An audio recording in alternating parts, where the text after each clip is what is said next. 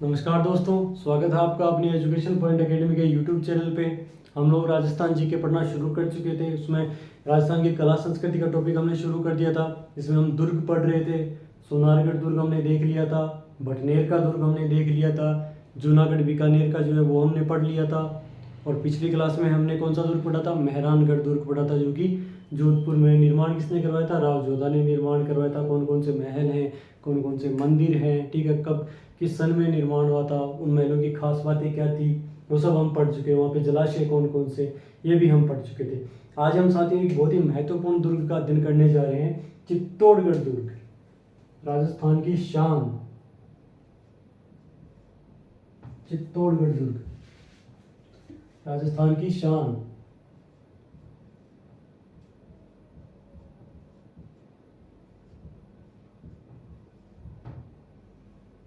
चित्तौड़गढ़ चित्तौड़गढ़ का निर्माण किसने करवाया? चित्तौड़गढ़ का निर्माण जो है 8वीं सदी में निर्माण हुआ था। इस दुर्ग का 8वीं सदी में निर्माण करवाया था। किसने? चित्रांगद मौर्य ने।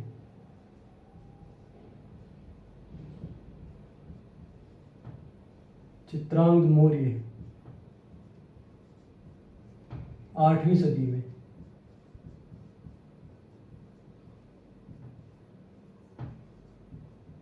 चित्रांगद मौर्य ने 8वीं सदी में निर्माण करवाया था। अब आप कहोगे सर चित्तौड़गढ़ में तो गुहिल वंश का शासन था। तो बाद कालांतर में बप्पा रावल ने मौर्य वंश के राजा को हरा करके चित्तौड़गढ़ पे अधिकार कर लिया था, ठीक है। उसके बाद यहाँ पे गुहिल वंश का शासन था। गुहिल वंश में उसके बाद में सिसोदिया जो राजा है उन्होंने राज किया, वो भी गुहिल वंश के ही थे।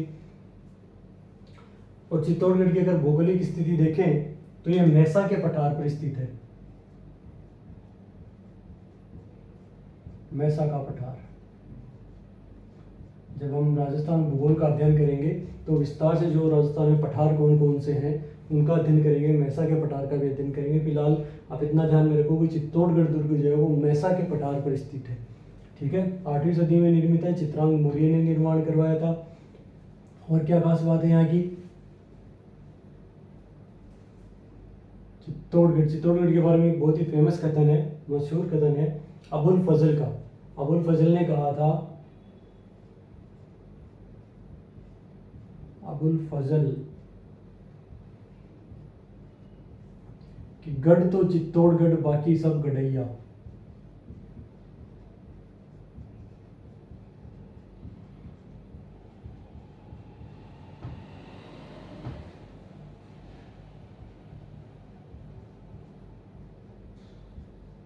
चित्तौड़गढ़ की प्रशंसा में ये कथन कहा था अबुल फजल में कि गढ़ है अगर कोई तो वो सिर्फ और सिर्फ चित्तौड़गढ़ है, बाकी तो सब गढ़ैया हैं, छोटी छोटी गढ़ी हैं, सिर्फ चित्तौड़गढ़ है सबसे ऊपर। ये अबुल फजल ने कहा था, ठीक है। गढ़ तो चित्तौड़गढ़ बाकी सब गढ़ैया। और मैसा के पठार पर स्थित है, पहाड़ी पर स्थित है, ठीक है। गंभीरी और बेड़च नदी के संगम पर स्थित है। गंभीरी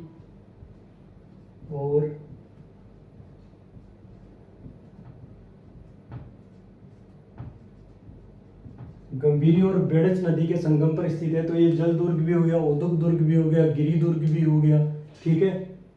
पारिक दुर्ग भी है, पारिक दुर्ग भी है। तो सिर्फ और सिर्फ धानवंत श्रेणी का दुर्ग नहीं है।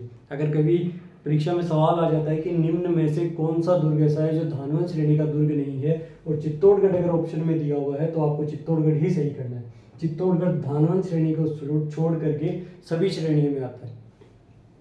चित्रांगद मौर्य ने करवाया था निर्माण, 8वीं सदी में निर्माण करवाया था। मैसा के पठार पर स्थित है, गंभीरी और बेड़च नदी के संगम पर स्थित है, ठीक है। और अबुल फजल ने कहा था कि गढ़ तो चित्तौड़गढ़ और बाकी सब गढ़ैया। इसके परकोटे का निर्माण किसने करवाया था? राणा कुंभा ने करवाया था। चित्तौड़गढ़ के परकोटे का निर्माण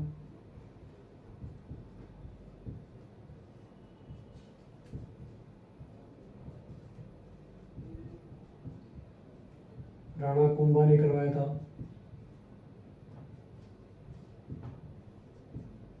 ठीक है। चित्तौड़गढ़ के परकोटे का निर्माण राणा कुंभा ने करवाया था। अब हम क्या पढ़ते हैं? कोई भी दुर्ग हम पढ़ रहे हैं तो निर्माण किसने करवाया, कहाँ स्थित है, कौन सी सदी में निर्माण करवाया था, किस सन में करवाया था, ठीक है। उसके बाद हम क्या पढ़ते हैं? उसके उपनाम क्या क्या है, उसके प्रवेश द्वार क्या क्या नाम है। तो उसके उपनाम देखते हैं हम चित्तौड़गढ़ के, या अन्य नाम। चित्तौड़गढ़ को और किन किन नामों से जाना जाता है।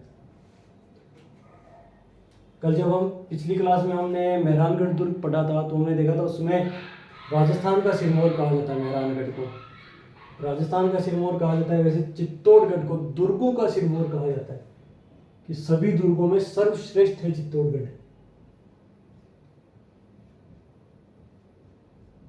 दुर्गों का सिरमौर।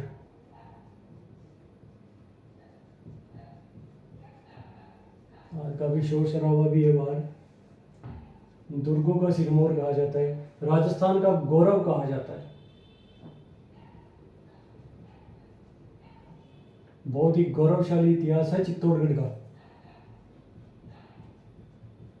राजस्थान का गौरव कहा जाता है, दुर्गों का सिरमौर कहा जाता है, सभी दुर्गों में सर्वश्रेष्ठ है चित्तौड़गढ़ दुर्ग। और क्या है, और क्या कहा जाता है चित्तौड़गढ़ को? त्याग और बलिदान का प्रतीक कहा जाता है। यहाँ कूट कूट के भरा है बलिदान, तो त्याग और बलिदान का प्रतीक।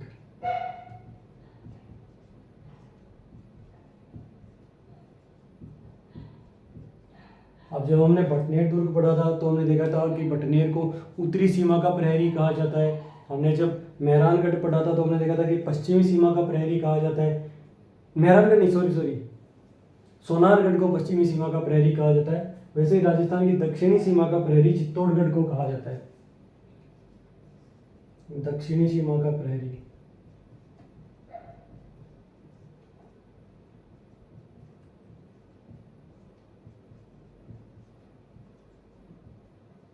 और क्या कहते हैं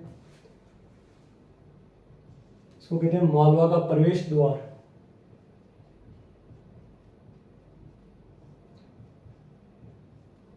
ये चंबल नदी के उस तरफ मालवा शुरू हो जाता है, तो मालवा का प्रवेश द्वार भी है। दुर्गों का सिरमौर कहा जाता है, राजस्थान का गौरव कहा जाता है, त्याग और बलिदान का प्रतीक कहा जाता है, दक्षिणी सीमा का प्रहरी कहा जाता है, और मालवा का प्रवेश द्वार कहा जाता है। ठीक है। और क्या कहते हैं इसको? राजस्थान का सबसे बड़ा लिविंग फोर्ट भी यही है। लिविंग फोर्ट मतलब जहाँ पे सेना के साथ साथ जनता भी आराम से रह सकती हो, आम जनता भी रह सकती हो। ये राजस्थान का सबसे बड़ा लिविंग फोर्ट है, राजस्थान का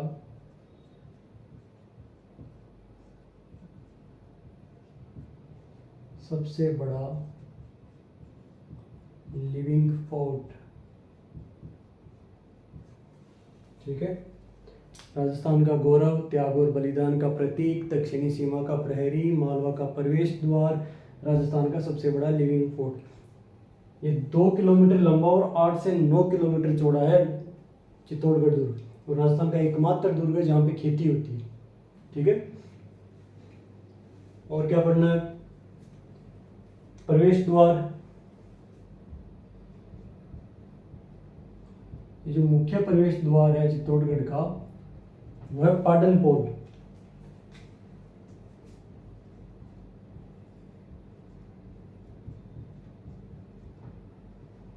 पाटनपोल। ठीक है। उस पाटनपोल पे रावत बाघ सिंह का स्मारक है।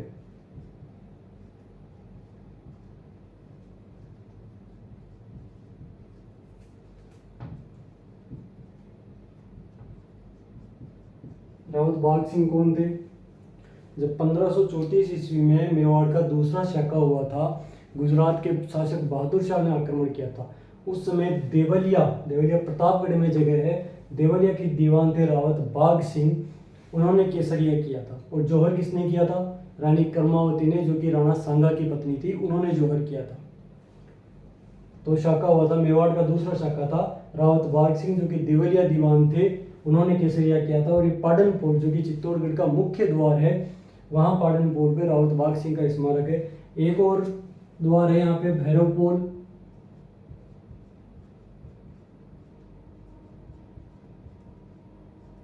भैरवपोल पे कल्लाजी राठौड़ का स्मारक है।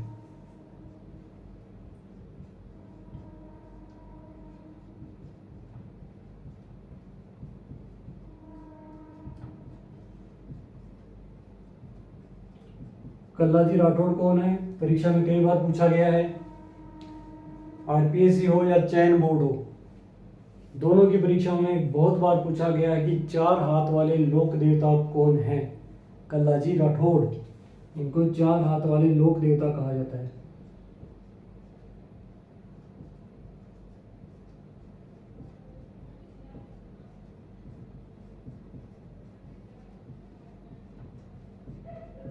कल्लाजी राठौड़ की छतरी भी चित्तौड़गढ़ दुर्ग में स्थित है।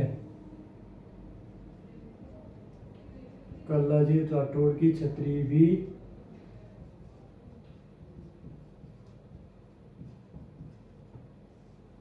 चित्तौड़गढ़ में स्थित है। अब ये लोक देवता माने जाते हैं, 4 हाथ वाले लोक देवता, तो इनकी प्रधान पीठ कहाँ है? प्रधान पीठ जो है कल्लाजी राठौड़ की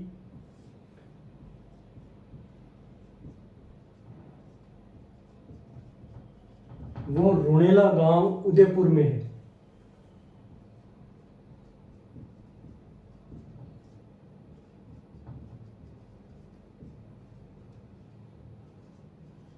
कल्लाजी राठौड़ की प्रधान पीठ जो है वो रोनेला गांव उदयपुर में है। यहाँ पे प्रत्येक रविवार को मेला बढ़ता है। ठीक है।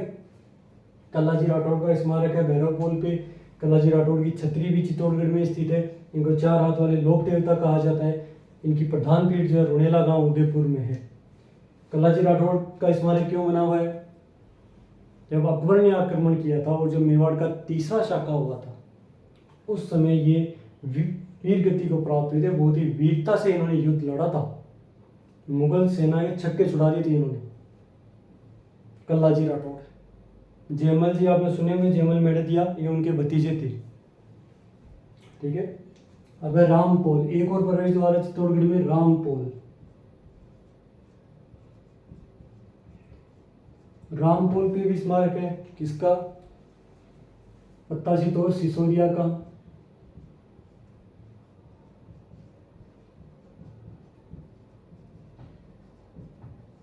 पत्ता सिसोदिया का स्मारक है।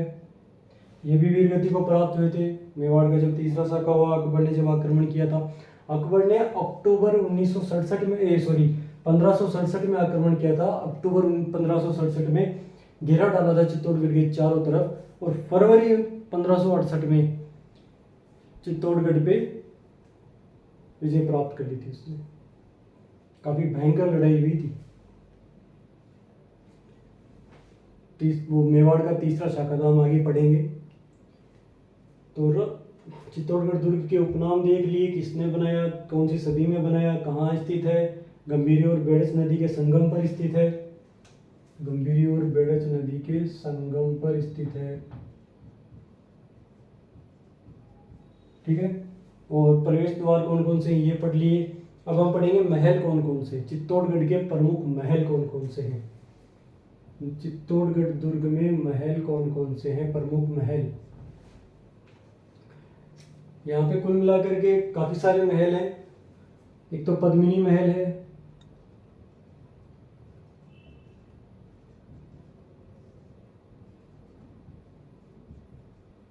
पद्मिनी महल। एक गोरा बादल महल है।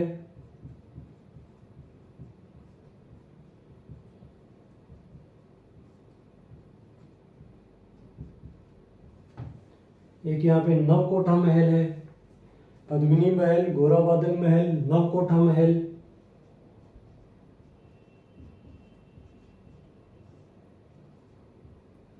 इस नवकोठा महल का निर्माण जो है राणा कुंभा ने करवाया था। और भी एक महत्वपूर्ण बात है नवकोठा महल की, पन्ना धार के बारे में आपने सुन रखा होगा कि उदय सिंह को बनवीर से बचाने के लिए उन्होंने अपने पुत्र चंदन का बलिदान दिया था। जहाँ पे उदय सिंह सोया हुआ था और जब बनवीर उसको मारने आ रहा था, तो पन्ना धार ने अपने पुत्र चंदन को वहाँ सुला दिया था और उसने चंदन को तलवार से मार डाला था।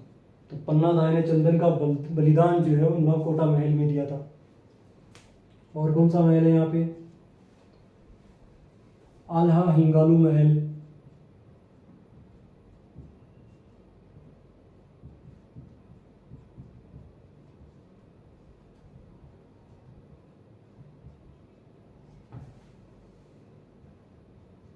और पद्मिनी महल, गोरा बादल महल, आला हिंगालू महल, नवकोटा महल, एक उदय महल है,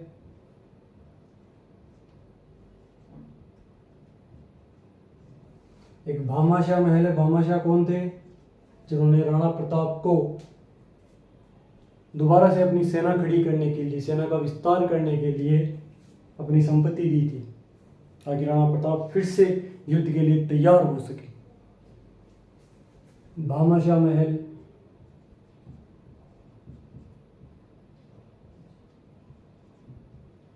और मोती महल,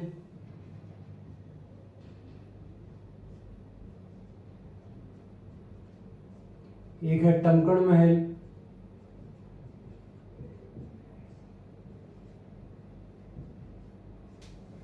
एक है आंवला महल,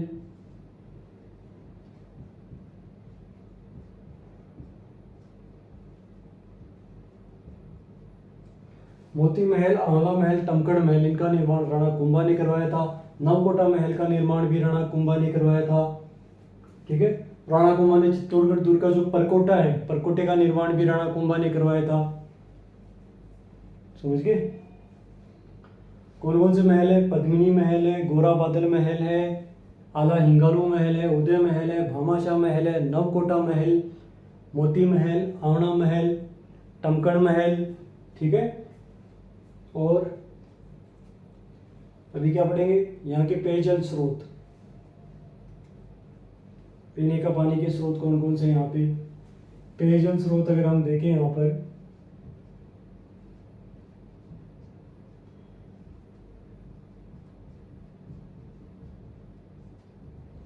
पेयजल स्रोत हम देखेंगे तो यहाँ पे घी तेल की बावड़ी है,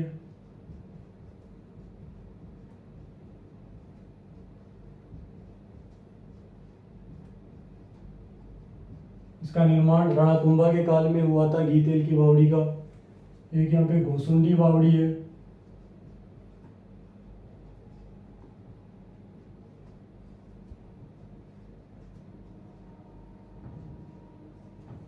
घोसुंडी बावड़ी का निर्माण किसने करवाया था? राव जोधा की पत्नी, जोधा की बेटी श्रृंगार देवी ने करवाया था घोसुंडी बावड़ी का निर्माण, जिन्होंने आवर बावल की संधि भी करवाई थी।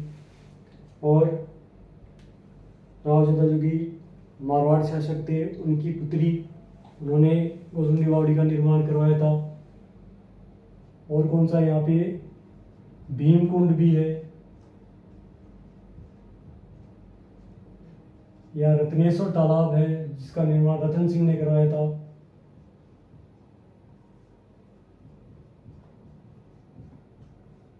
रत्नेश्वर तालाब है। एक यहाँ पे खातन की बावड़ी है,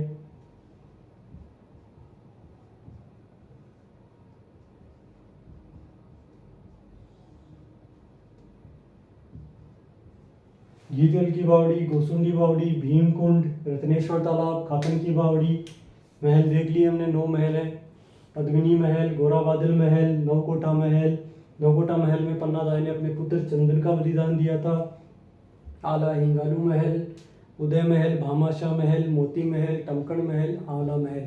पेयजल स्रोत घी तेल की बावड़ी, घोसुंडी बावड़ी, भीमकुंड, रत्नेश्वर तालाब और खातन की बावड़ी। ये सब हम पढ़ चुके। अब पढ़ेंगे हम मंदिर। चित्तौड़गढ़ दुर्ग में मंदिर कौन कौन से? तो काफी सारे मंदिर है चित्तौड़गढ़ में। थोड़ा साफ कर देते हैं इधर से साफ कर देता हूँ।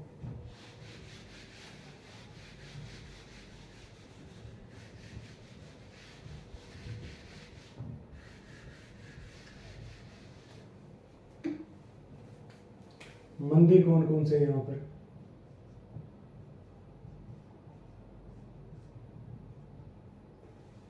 यहाँ पे एक तो मीरा मंदिर है,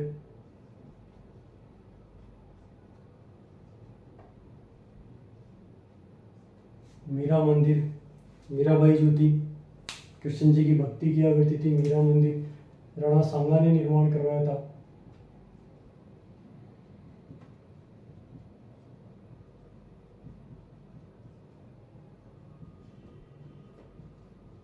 और मीरा जी जिस कृष्ण मूर्ति की पूजा किया करती थी, उस मूर्ति जो कि इस मीरा मंदिर में रखी हुई थी, उस मूर्ति को जब मान सिंह यहाँ पर आक्रमण करने के लिए गया था, तो मान सिंह आमेर वाला यहाँ से इस मूर्ति को लेके और आमेर आ गए थे। और आमेर में जो जगत शिरोमणि मंदिर है, वहाँ ये मूर्ति रखी हुई है। ये भी एग्जाम में पूछा जाता है कि मीरा मंदिर से लाई गई मूर्ति कहाँ रखी हुई है, कहाँ स्थापित की गई है, तो आमेर के जगत शिरोमणि मंदिर में स्थित है। मूर्ति आमेर के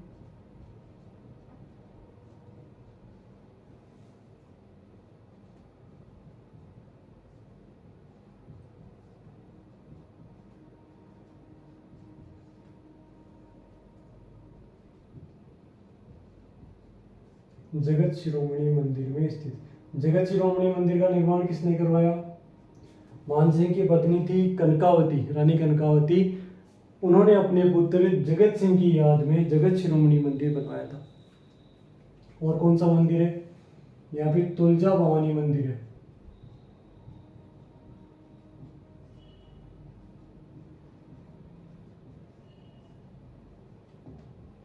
तुलजा भवानी मंदिर है जो कि बनवीर ने बनवाया था।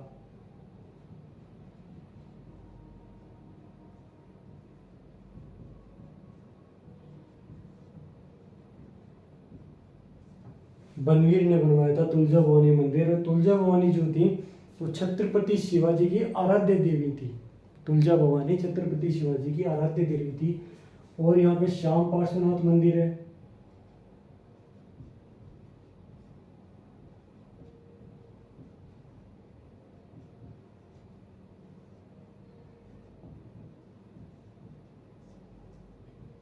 श्रृंगार चौरी है।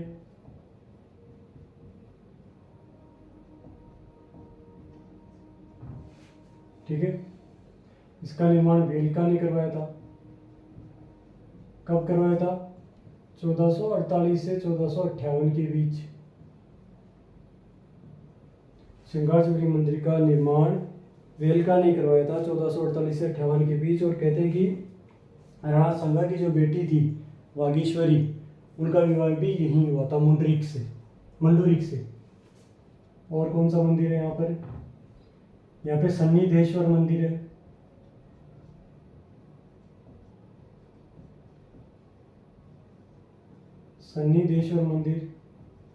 सन्निधेश्वर मंदिर को मोकल मंदिर भी कहा जाता है।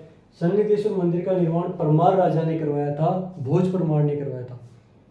और भोज परमार ने सन्निधेश्वर मंदिर का निर्माण करवा करके बाद में जब गोहिल वंश के शासक आए थे मोकल, राणा मोकल, तो उन्होंने इसका पुनर्निर्माण करवा के मोकल मंदिर भी कहा जाता है इसको। एक और नाम है त्रिभुवन नारायण मंदिर।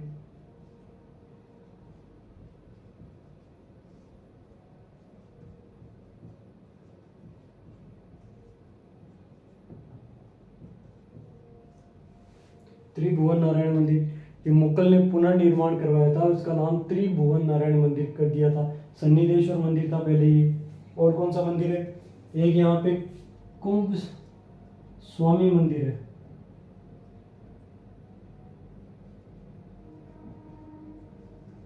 कुंभ स्वामी मंदिर, एक ध्यान देने वाली बात है कि कुंभ स्वामी मंदिर चित्तौड़गढ़ में है और कुंभ श्याम मंदिर ये कुंभलगढ़ में, राणा कुंभा द्वारा निर्मित है ये। श्याम पार्श्वनाथ मंदिर हो गया, श्रृंगार चौरी है, सन्निधेश्वर मंदिर है, मुगल ने बनवाया था, कुंभ स्वामी मंदिर, तुलजा भवानी मंदिर, मीरा मंदिर। और कोई मंदिर है?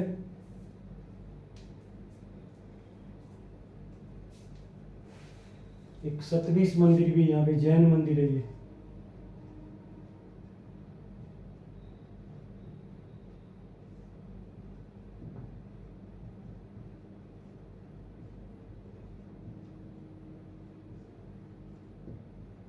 ये जैन मंदिर है। ठीक है, ये चित्तौड़गढ़ में कब निर्माण हुआ? चित्तौड़गढ़ का कहाँ स्थित है? गंभीरी और बेड़च नदी के संगम पर स्थित है, मैसा के पठार पर स्थित है। परकोटे का निर्माण राणा कुंभा ने करवाया था। महल कौन कौन से हैं, पेयजल के स्रोत कौन कौन से हैं, मंदिर कौन कौन से हैं, ये हम पढ़ चुके हैं। प्रवेश द्वार के बारे में हमने पढ़ लिया है। अब हम पढ़ने जा रहे हैं विजय स्तंभ के बारे में। चित्तौड़गढ़ में स्थित है विजय स्तंभ। तो विजय स्तंभ के बारे में कई बार पूछा गया कि विजय स्तंभ कहाँ स्थित है, चित्तौड़गढ़ में। विजय स्तंभ का निर्माण किसने करवाया, क्यों करवाया, क्या कारण था, वो सब हम देखेंगे। चित्तौड़गढ़ की इसकी विजय स्तंभ की विशेषता क्या है, क्यों प्रसिद्ध है विजय स्तंभ, वो सब हम पढ़ते हैं।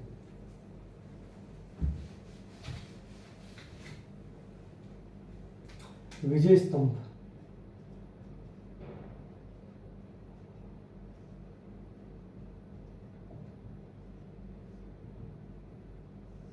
विजय स्तंभ का निर्माण राणा कुंभा ने करवाया था। कब करवाया था, 1440 ईस्वी से 1448 ईस्वी के बीच निर्माण हुआ था।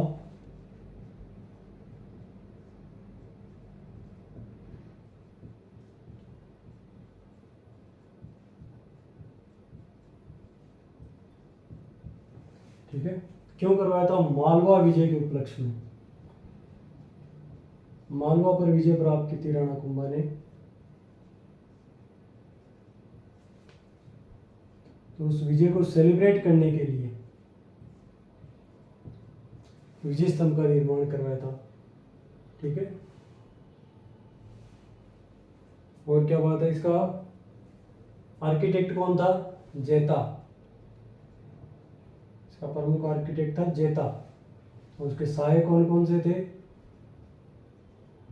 नाथा और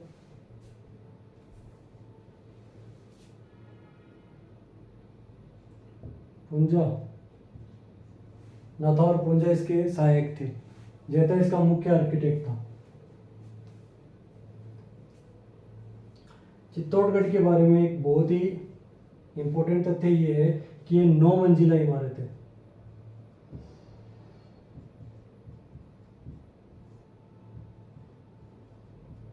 चयन बोर्ड की परीक्षा में पूछ लिया जाता है कई बार कि चित्तौड़गढ़ कितने मंजिला इमारत है, तो 9 मंजिला इमारत है चित्तौड़गढ़। इसकी ऊंचाई जो है वो 122 फीट है, चौड़ाई 30 फीट है। सीढ़ियां कितनी है इसमें, 157 सीढ़ियां हैं।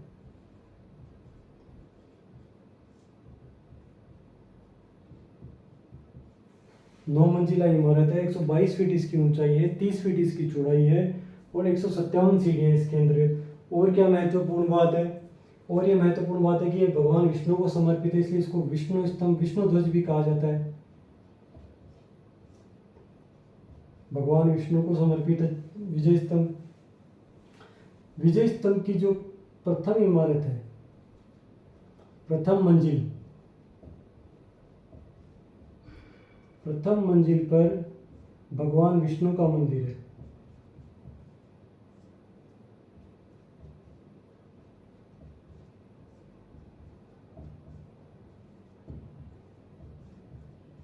प्रथम मंजिल पर भगवान विष्णु का मंदिर है।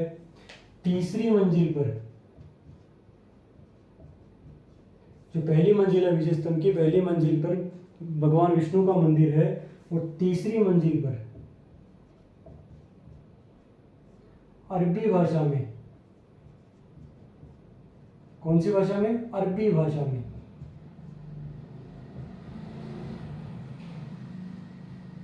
9 बार अल्लाह शब्द अंकित है।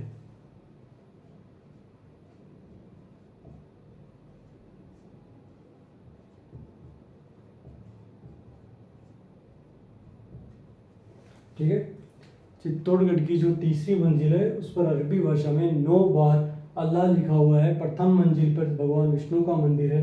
और क्या तथ्य है, और ये तथ्य है कि 8वीं मंजिल पर,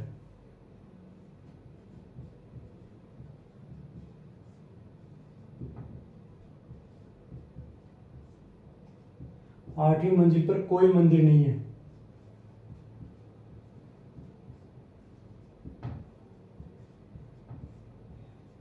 परीक्षा में अगर पूछ लिया जाता है कि विजय स्तंभ की किस मंजिल पर एक भी मंदिर नहीं है, तो 8वीं मंजिल पर कोई मंदिर नहीं है। 9वीं मंजिल,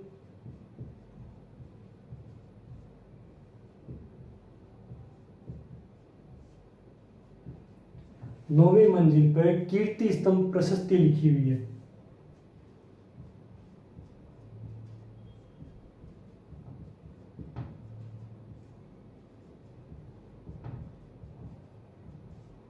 कीर्ति स्तंभ प्रशस्ति। अब कीर्ति स्तंभ प्रशस्ति क्या है? राणा कुंभा ने निर्माण करवाया था विजय स्तंभ का, तो राणा कुंभा की प्रशंसा लिखी हुई है यहाँ पे। राणा कुंभा की प्रशंसा है, किसने लिखी थी? कवि अत्रि ने लिखना शुरू किया था और उनके पुत्र कवि महेश ने इसका पूरा लिखा था और राणा कुंभा की प्रशंसा में लिखी हुई है।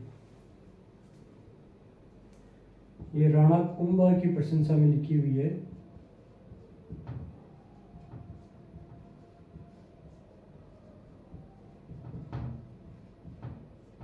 ठीक है, कवि अत्रि ने लिखना शुरू किया था और कवि महेश ने, उनके पुत्र ने इसका पूरा निर्माण किया था। ये है विजय स्तंभ। विजय स्तंभ 9 मंजिला इमारत है, 122 फीट ऊंचाई है, 30 फीट चौड़ाई है, 157 सीढ़ियां हैं। ठीक है, प्रथम मंजिल पे भगवान विष्णु का मंदिर है। तीसरी मंजिल पर अरबी भाषा में 9 बार अल्लाह शब्द अंकित है। 8वीं मंजिल पर कोई भी मंदिर नहीं है। 9वीं मंजिल पर कीर्ति स्तंभ प्रशस्ति लिखी हुई है, जो राणा कुंभा की प्रशंसा में लिखी हुई है। किसने लिखी थी? कवि अत्रि ने लिखी थी। और पूरी किसने लिखी? कवि अत्रि ने लिखना शुरू किया था और उनके पुत्र कवि महेश ने इसको पूरा लिखा था। अब हम क्या पढ़ेंगे? अब एक और है यहाँ पर,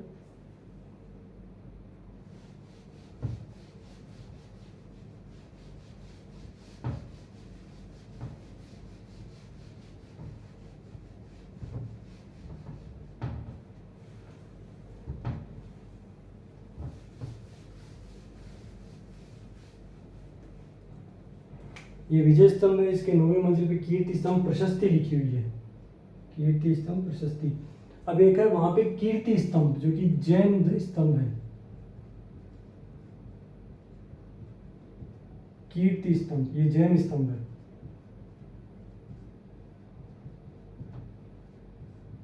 जैन धर्म को समर्पित है। जैन धर्म के जो प्रथम तीर्थंकर थे भगवान आदिनाथ, जिनको ऋषभ देव भी कहा जाता है, उनको समर्पित है। कब हुआ था इसका निर्माण? 12वीं शताब्दी में निर्माण हुआ था। 7 मंजिला इमारत। विजय स्तंभ 9 मंजिला इमारत है, ये 7 मंजिला इमारत है। कीर्ति स्तंभ जैन स्तंभ किसने निर्माण करवाया? जीजा शाह कथोड़।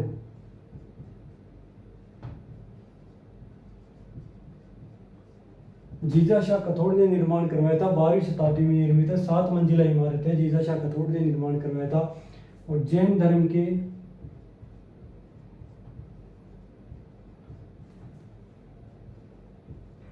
प्रथम तीर्थंकर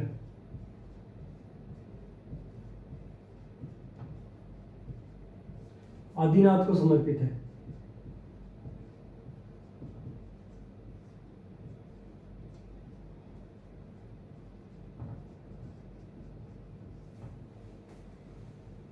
ठीक है, हमने शुरुआत में पढ़ा था कि चित्तौड़गढ़ दुर्ग का उपनाम हमने देखा था, तो इसमें त्याग और बलिदान का प्रतीक, राजस्थान का गौरव क्यों कहा जाता है? क्योंकि चित्तौड़गढ़ में हमेशा त्याग किया, चित्तौड़गढ़ ने बलिदान दिया है, बहुत लड़ाई लड़ी है। 3 शाखाएं हुए चित्तौड़गढ़ में। पहला शाखा कब हुआ था?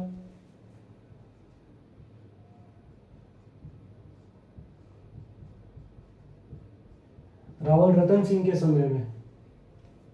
अलाउद्दीन खिलजी ने आक्रमण किया था, तो 26 अगस्त 1303 को हुआ था। 26 अगस्त 1303 ईस्वी में हुआ था, रतन सिंह के समय। रतन सिंह ने केसरिया किया था, रानी पद्मावती ने जौहर किया था।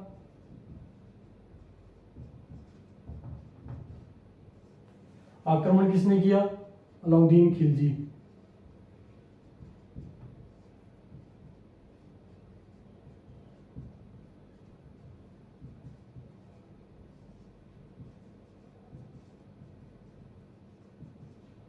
अलाउद्दीन खिलजी ने आक्रमण किया, तो 26 अगस्त 1303 ईस्वी को रतन सिंह ने केसरिया किया और रानी पद्मावती ने जौहर किया था, तो इसको शाखा कहा था। ये मेवाड़ का पहला शाखा था। मेवाड़ का दूसरा शाखा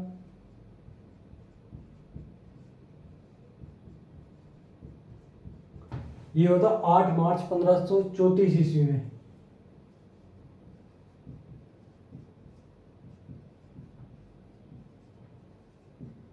यहाँ पे केसरिया किसने किया? रावत बाग सिंह ने, जिनकी हमने देखा था कि स्मारक जो है वो पाटन पोल पे है। और जौहर किसने किया? रानी कर्मावती ने, जो कि राणा सांगा की पत्नी थी।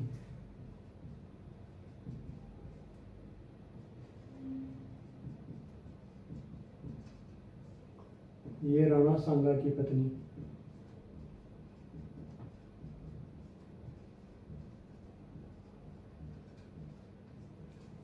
ठीक है। आक्रमण किसने किया?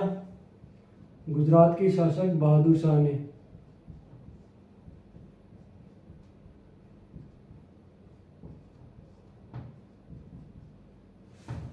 और मेवाड़ का तीसरा और अंतिम शाखा अक्टूबर 1567 में अकबर ने गिरा डाला था और फरवरी 1568 में शाखा हुआ था। ये तीसरा और अंतिम शाखा है मेवाड़ का।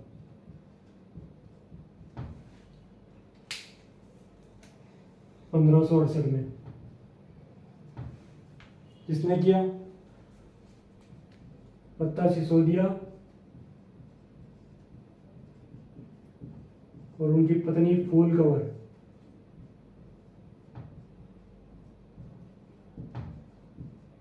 आक्रमणकारी कौन था? अकबर।